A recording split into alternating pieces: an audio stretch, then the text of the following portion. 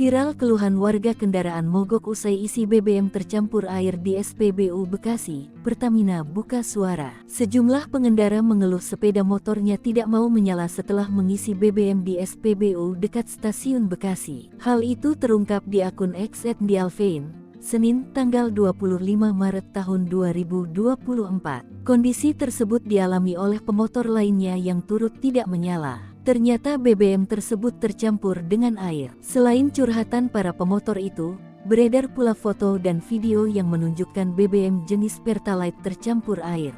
Keluhan itu pun langsung viral di media sosial dan mencuri perhatian publik. Terpisah, seorang konsumen bernama Edi, 57, menyebut mobilnya mogok setelah berjalan kurang lebih 1 km setelah mengisi Pertalite 10 liter. Selain Edi, seorang pengendara motor bernama Nur Khairul, 26, juga mengalami hal serupa setelah mengisi bensin Pertalite. Kurang dari 1 km, motor Khairul mogok di depan Palang Merah Indonesia PMI. Kebetulan bensinnya Pertalite, isinya Rp20.000.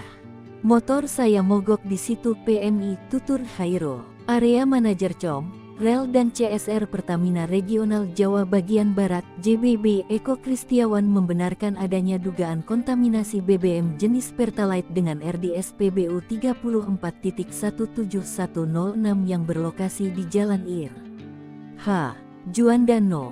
100 Kota Bekasi pada Senin, tanggal 25 Maret tahun 2024 pukul 21 waktu Indonesia Barat. Eko memastikan bahwa pihak SPBU bertanggung jawab dengan memperbaiki kerusakan kendaraan dan mengganti BBM kendaraan konsumen dengan Pertamax yang diakibatkan peristiwa tersebut. Selama penghentian operasional SPBU 34.17106 Kota Bekasi, sebagai alternatif sementara masyarakat dapat melakukan pengisian BBM di SPBU 34.17135 di Jalan Kiai Haji Agus Salim No.